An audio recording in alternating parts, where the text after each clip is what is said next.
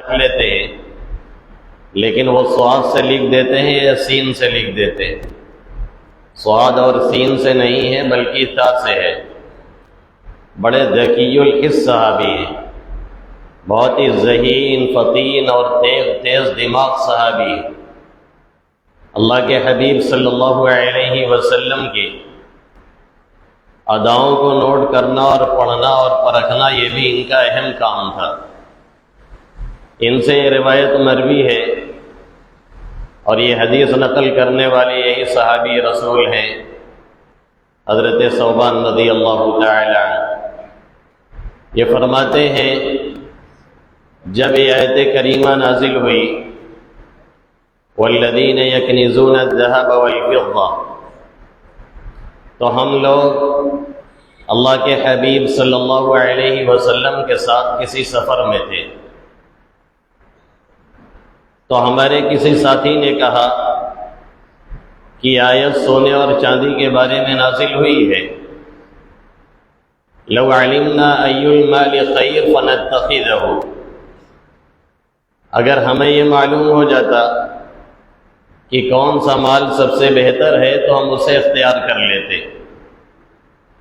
لو علمنا ای المال خیر، یہ عربی پڑھنے والے جانتے ہیں، یہ عام لوگوں کے لیے یہ بات نہیں ہے کہ یہاں لو تمنی کے لیے، شرط کے لیے نہیں ہے، یعنی کاش ہمیں یہ علم ہو جاتا، کاش کی ہمیں یہ معلوم ہو جاتا کہ کون سا مال سب سے بہتر ہے تو ہم اسے اختیار کر لیتے۔ اصل میں ہوا یہ کہ دوران سفر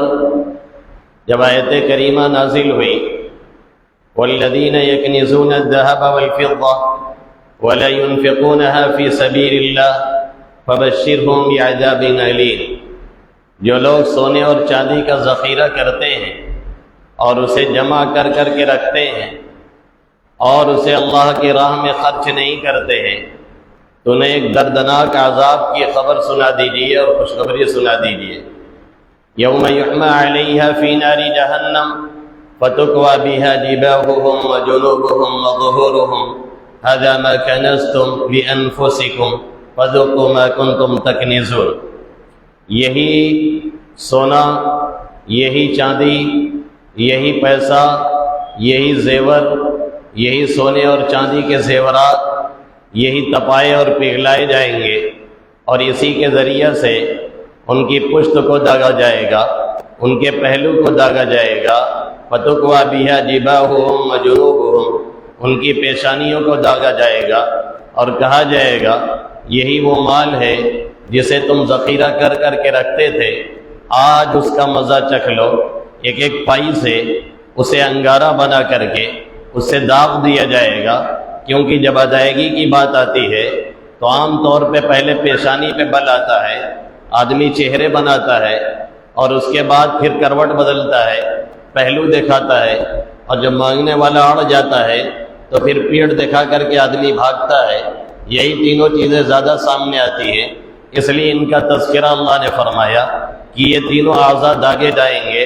اور اسی سونے اور چاندی کو تپا کر کے آگ میں اور اسے انگارہ بنا دیا جائے گا اور اس کے ذریعے سے داغ دیا جائے گا۔ اب یہ شروع کی بات تھی، اس وقت ابھی وضاحت نہیں ملی رہی ہوگی۔ بعد میں حضرت عبداللہ ابن عمر رضی اللہ تعالی عنہما نے فرمایا کہ وہ مال جس کی زکوٰۃ ادا کر دی جائے وہ کنز نہیں ہے، وہ اس میں شامل نہیں ہے۔ آپ اربوں کے مالک ہیں، آپ خربوں کے مالک ہیں، آپ کئی تولہ نہیں کئی کلو سونا کے مالک ہیں، کئی تولہ نہیں کئی کلو چاندی کے مالک ہیں، لیکن اس کی زکوٰۃ دے رہے ہیں تو پھر کوئی فرق نہیں پڑتا ہے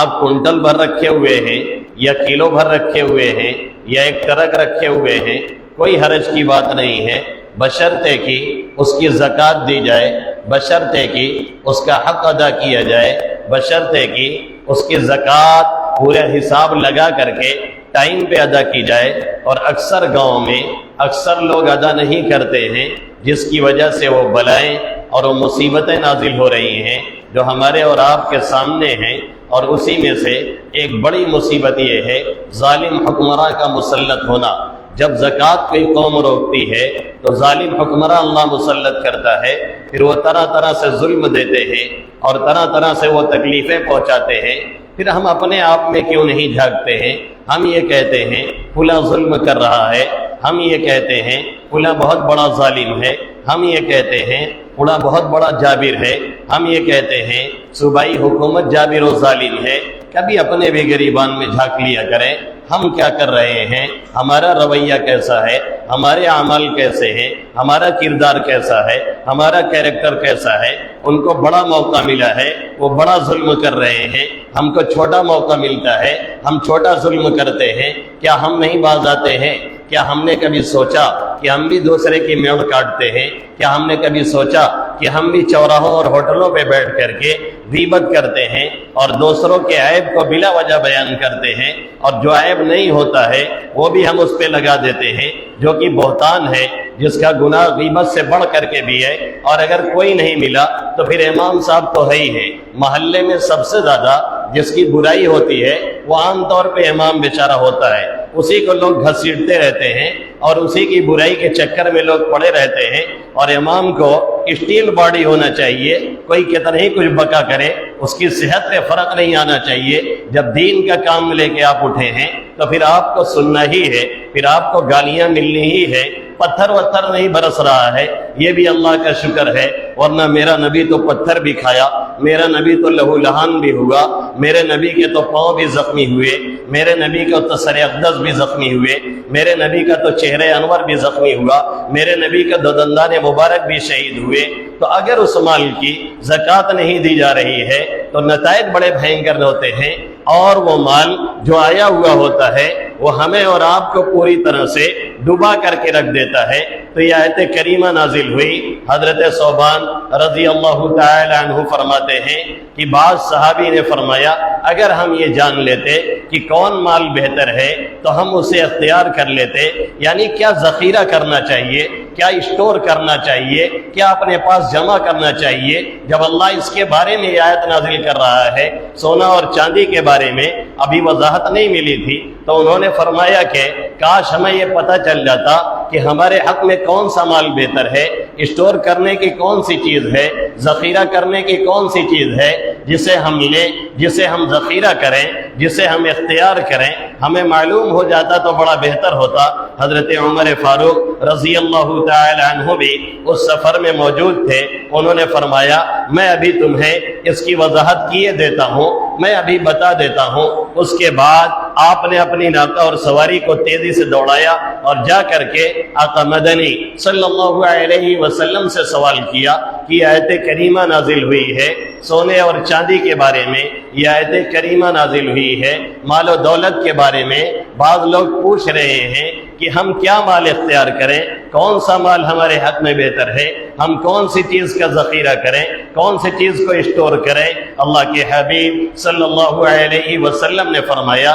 لِيَتَّخِذَ أَحَدُكُمْ لِسَانًا ذَاكِرًا قلبا شاكرا ولسانا ذاكرا وزوجة مؤمنة أو قال وزوجة صالحة تعينه على أمر الآخرة أو قال تعينه على إيمانه۔ تین باتیں آقا مدنی صلی اللہ علیہ وسلم نے فرمائی، یہ تین باتیں جسے حاصل ہیں، یہ تین باتیں جس نے ذخیرہ کر رکھی ہیں، یہ تین باتیں جس نے اسٹور کر رکھی ہیں۔ کوئی اور چیز اگر اس کے پاس اسٹور نہیں ہے، کوئی اگر اور چیز اس نے ذخیرہ نہیں کر رکھی ہے، تو یہی تین باتیں اس کے لیے پھر بھی کافی ہیں۔ اللہ کے حبیب صلی اللہ علیہ وسلم نے فرمایا پہلی چیز قلباً شاکراً، اسے شکر کرنے والا دل دے دیا گیا ہو، اسے شکر کرنے والا دل و دماغ میسر ہو گیا ہو، وہ اللہ کی نعمتوں پہ غور کرتا ہو، اسے دیکھتا ہو اور اسے دھیان میں لاتا ہو اور اس پر شکریہ ادا کرتا ہو۔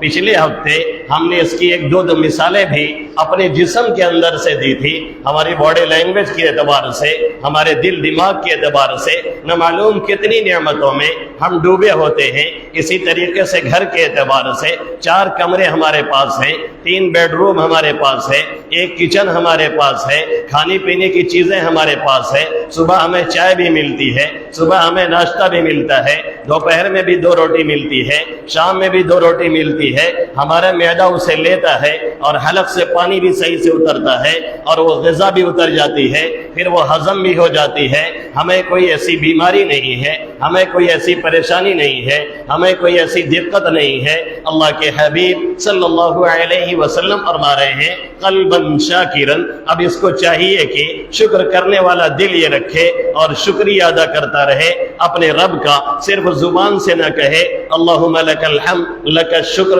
اے اللہ تیرا لاکھ لاکھ شکر ہے، صرف زبان سے نہ کہے، عملی بھی شکر کرے۔ عملی شکر کیا ہے؟ صحت ہے تو نمازوں میں لگایا جائے، صحت ہے تو روزہ رکھا جائے، صحت ہے تو کسی غریب کے کام آیا جائے، صحت ہے تو کسی کی مدد کی جائے، صحت ہے تو خود کمایا جائے اور اپنے کو کھایا اور کھلایا جائے اور اپنے لوگوں کے کام آیا جائے۔ اللہ نے صحت دی ہے، اللہ نے آنکھیں دی ہے، اس چیز کو دیکھا جائے جس کے دیکھنے کا حکم دیا گیا ہے، اس چیز پہ نظر ڈالی جائے جسے نظر ڈالنا جائز ہے، اور جہاں سے بچانے کا حکم دیا گیا ہے وہاں سے اس کو بچایا جائے۔ اللہ اسی کو فرماتا ہے اعملوا آل داؤد شکرا وقلیل من عبادی الشکور، اے آل داؤد شکر عملی کرو، شکر لسانی صرف نہیں، صرف زبان سے نہیں بلکہ عملی بھی شکریہ ہونا چاہیے۔ اور اللہ آگے فرما رہا ہے وقلیل من عبادی الشکور، میرے شکر گزار بندے بہت کم ہیں، کھا کھا کر کے ہر دم ناشکری کا پیالہ ہاتھ میں ان کے رہتا ہے، جب دیکھو ناشکری کی باتیں ہیں، جب دیکھو ناشکری والے اعمال ہیں۔ اللہ کہہ رہا ہے وقلیل من عبادی الشکور، جہاں اللہ اس میں اپنے بندوں کی ایک طرح سے شکایت کر رہا ہے وہاں ایک طرح سے تحریر بھی ہے، اللہ بندوں کو ابھار بھی رہا ہے تم شکر عملی کرو۔ شکر عملی یہی ہے، صحت ہے نماز پڑھی جائے، صحت ہے روزہ رکھا جائے، صحت ہے حلال رزق کمایا جائے، صحت ہے لوگوں کے کام آیا جائے، طاقت ہے لوگوں پہ ظلم نہ کیا جائے، کسی پر ظلم ہو رہا ہو اسے ظلم سے بچانے کی کوشش کی جائے، یہ ہے شکر عملی۔ مال ہے اللہ نے دیا ہے، یہ شکر عملی ہے، اس کی راہوں میں خرچ کیا جائے، بیوی بچوں پہ خرچ کیا جائے، کوئی اور غریب ہے، کوئی اور محتاج ہے، کوئی اور پریشان ہے، یہ شکر عملی ہے، اسے دیا اور کھلایا جائے۔ قلبا شاکرا، جسے یہ دل مل گیا، جسے شکر کرنے والا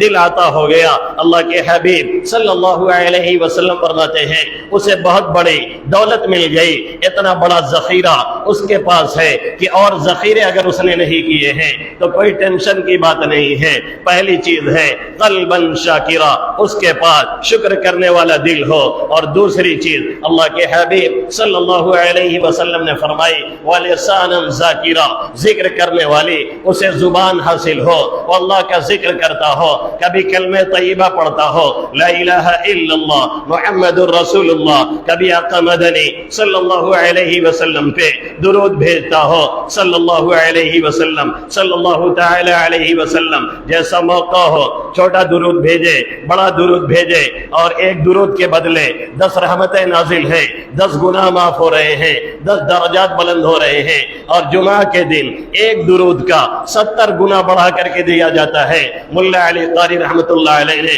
مرقات میں لکھا ہے جمعہ کے دن ایک درود کوئی پڑھتا ہے 70 گنا اضافہ کر کے دیا جاتا ہے، جیسے ہمیں 1 روپیہ دے کوئی کہے ہم 70 آپ کو دیں گے۔ اگر باہر یہ اعلان ہو جائے تو میں تو نہیں سمجھتا کہ اس مسجد میں کوئی ٹک پائے گا، ہو سکتا ہے میں بھی نکل کر کے بھاگ جاؤں کہ 1 کا 70 مل رہا ہے۔ یہ آج کے دن میں درود کی فضیلت ہے۔ اسی طریقے سے استغفار ہے، استغفار وہ پاور ہے، استغفار میں وہ طاقت ہے، استغفار واشنگ مشین ہے جو گناہوں کو صرف دھلتا نہیں ہے بلکہ آئی ہوئی پریشانی کو دور کرنے کا کام کرتا ہے، رزق کی تنگی کو دور کرتا ہے، الجھنوں کو دور کرتا ہے، پریشانیوں کو دور کرتا ہے، بے اولاد کو اولاد کا ذریعہ بنتا ہے۔ اللہ رب العزت اس کی برکت سے نوازتے ہیں۔ اسی لیے سیدنا عبد القادر جیلانی رحمت اللہ علیہ نے لکھا ہے کہ اگر کوئی استغفار کرے پھر بھی وہ پریشان رہے تو اس کا مطلب یہ ہے کہ وہ صحیح معنوں میں استغفار نہیں کر رہا ہے۔ اللہ نے دو امان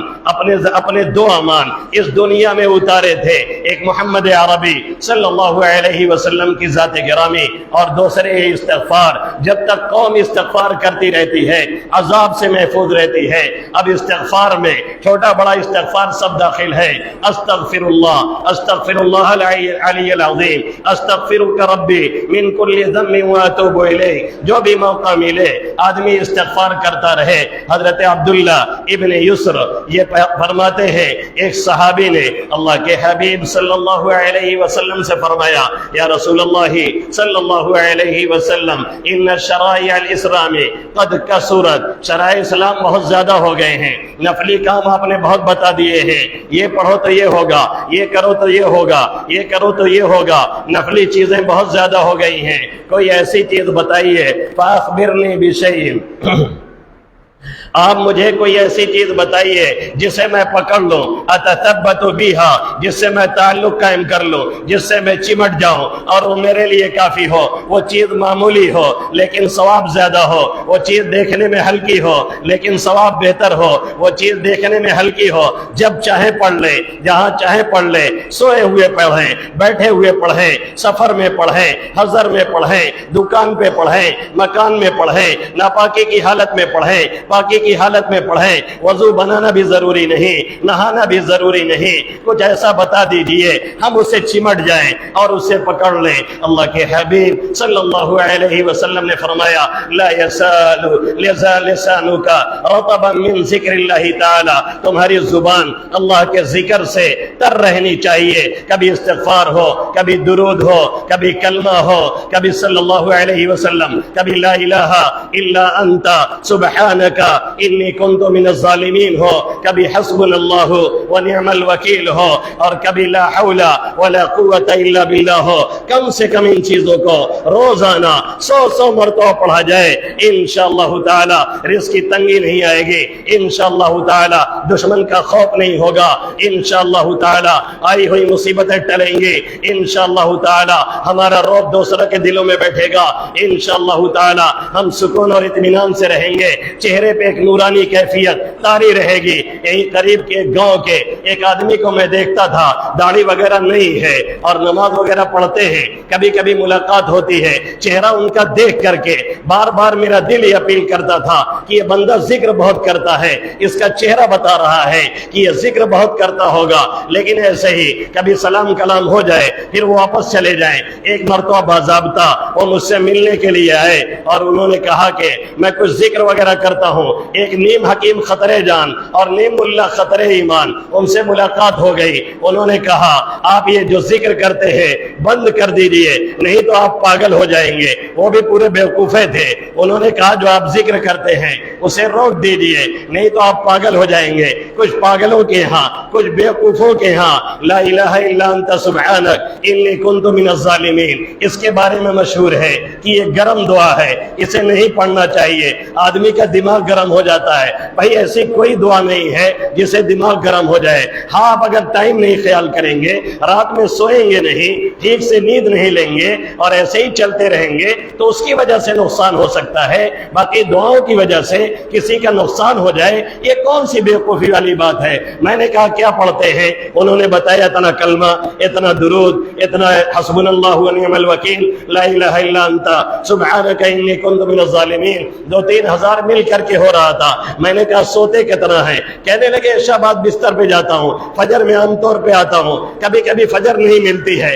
گھر ہی پہ پڑھتا ہوں، اور دن میں بھی موقع مل جاتا ہے تو سو لیتا ہوں۔ میں نے کہا پھر کس نے آپ کو منع کیا؟ آپ پڑھتے رہیے، کوئی حرج نہیں ہے، اس کا دین کا بھی فائدہ اور دنیا کا بھی فائدہ۔ یہ چلتے ہوئے پڑھیے، سوتے ہوئے پڑھیے، لیٹتے ہوئے پڑھیے، پاکی کی بھی شرط نہیں ہے، جب موقع ملے پڑھتے رہیے، انشاءاللہ سکون میں رہیں گے۔ اور اس کے لیے ایک کام کیجئے، ایک چھوٹی سی تسبیح، جیسے موبائل اتنا اوورلوڈ، موبائل رکھ کر کے جیبا لوڈ رہتا ہے، ایک سائیڈ میں جھکے رہتے ہیں، ایک چھوٹی سی تسبیح رکھ لیجئے۔ جب شروع میں آپ نکالیں گے آپ کو نہیں اچھا لگے گا اور لوگ بھی کہیں گے ریاکاری کر رہا ہے اور دکھلاوا کر رہا ہے، کچھ دنوں کے بعد لوگ یہ کہنا بند کر دیں گے اور کہیں گے بہت بڑا صوفی جی ہے،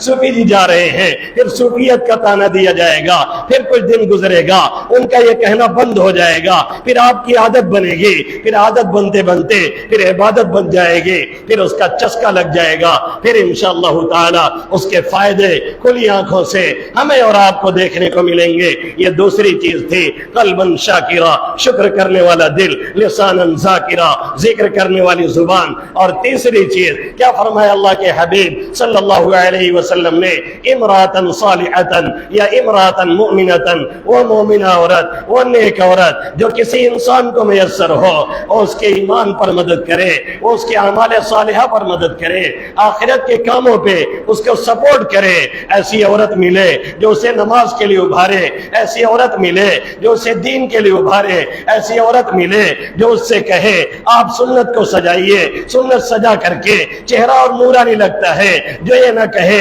آپ چھلا لیجئے، چھلا کر کے آپ لونڈے لگتے ہیں، باقی جو لوگ رکھتے ہیں نعوذ باللہ وہ لونڈیاں لگتے ہیں۔ ایسی باتیں کیوں کی جاتی ہیں؟ کیوں یہ کہا جاتا ہے کہ آپ چھلا کر کے لونڈے لگ رہے ہیں؟ جو لوگ رکھتے ہیں پھر وہی تو مرد دکھتے ہیں، پردہ تو انہی سے عورتیں کرتی ہیں، انہی کو دیکھ کر کے تو گھبراتی ہیں، کیونکہ وہ سمجھتی اصلی مرد یہی ہے، باقی ایسے لوگوں کو اپنے جیسا سمجھتی ہے، اس لیے ان سے پردہ ہی نہیں کرتی ہے۔ پردہ تو ہم ہی سے کرتی ہے الحمدللہ، کیونکہ وہ سمجھتی ہے کہ واقعی کوئی مرد آ رہا ہے۔ اسی طریقے سے مولانا عثمانی رحمت اللہ علیہ جب پاکستان میں پارلیمنٹ میں جاتے تھے، چن کر کے جب گئے تھے اور پارلیمنٹ میں گھستے تھے، جو دو عورتیں ممبر پارلیمنٹ ہوتی تھی، جب تک حضرت نہیں داخل ہوتے تھے سب چہرہ کھول کے بیٹھی رہتی، اور جب حضرت داخل ہوتے تو سب پردہ کر لیتی۔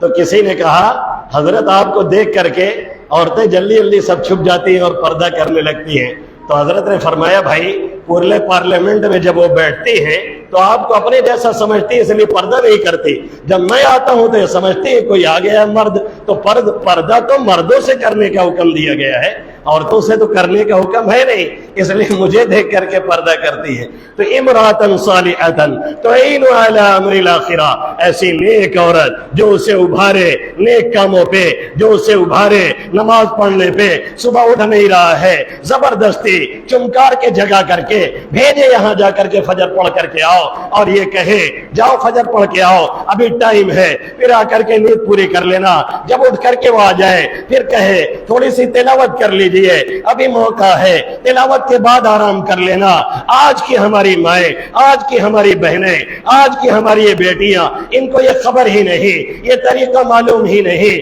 انہوں نے نہ حضرت خدیجہ کی سیرت پڑھی اور سنی ہے، نہ امی جان حضرت عائشہ کو پڑھا ہے، نہ حضرت فاطمہ کو پڑھا ہے، یہ ماڈرن دور کی ہے، انہوں نے CAT کیٹ پڑھا ہے، RAT ریٹ پڑھا ہے، ان کو تمیز ہی نہیں بات کیسے کرنی ہے، ان کو تمیز ہی نہیں شوہر کو ڈیل کیسے کرنا ہے، ان کو خبر ہی نہیں شوہر کی ہیلپ کیسے کرنی ہے۔ یقین مانیے شوہر جب باہر نکل رہا ہوتا ہے، اگر اہلیہ نیک ہے دروازے تک آتی ہے اور دعا دیتے ہوئے اسے رخصت کرتی ہے، اسے وہ پاور ملتا ہے، اسے وہ انرجی ملتی ہے کہ شیخ کی دعا سے بھی اسے وہ طاقت نہیں ملنے والی جو اس کی اہلیہ کے اس وقت سپورٹ پہ ملتی ہے۔ اللہ کے حبیب صلی اللہ علیہ وسلم پہ جب پہلی وحی نازل ہوئی، آقا گھبرا کر کے آئے اور فرماتے ہیں زملونی زملونی، مجھے کچھ اڑا دیا جائے، انی خشیت علی نفسی، مجھے اپنی جان کا اندیشہ ہے۔ سب سے پہلے اگر کوئی سپورٹ میں اترا ہے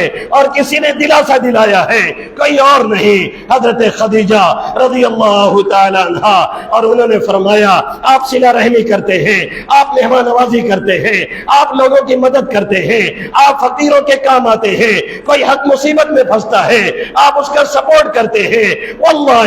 لا یخزیک اللہ ابدا، اللہ کی قسم اللہ کبھی آپ کو بے یار و مددگار نہیں چھوڑے گا، اللہ آپ کو رسوا نہیں کرے گا۔ آج کی ہماری مائیں اور بہنیں یہ سیرت سنیں، یہ پڑھے تب نہ جانے، اکثر طلاق اس لیے ہوتی ہے شوہر بیچارہ آفس میں دھکے کھا کر کے پڑھا کر کے 11:30 بجے 12 بجے مارا پیٹا لوٹتا ہے، اب جب لوٹا ہے اس کا استقبال کرنا ہے، پانی پیش کرنا ہے، خیریت پوچھنی ہے، اب ان کو تمیز ہی نہیں ہے، وہ تھوڑا دیر سے پہنچا ہے، کہاں رہ گئے رہے ہو، سلنڈر وا ختم ہو گیا ہے، ہم انتظار کرت رہے، پیسہ دے جلدی سے سلنڈر منگانا ہے، اب وہ بھی برس گیا، ارے رہے کہاں گئے رہے، آفس میں کام رہا، دھکا کھائے کے آئے ہیں، اب تو میں ہوئی، اور اس کے بعد طلاق تک نوبت پہنچ گئی۔ بہت سی طلاقیں صرف اس لیے ہوتی ہیں کہ ان عورتوں کو اپنے شوہر کی مدد کا طریقہ نہیں معلوم ہے۔ اللہ کے حبیب صلی اللہ علیہ وسلم فرما رہے ہیں جس نے ان تین چیزوں کا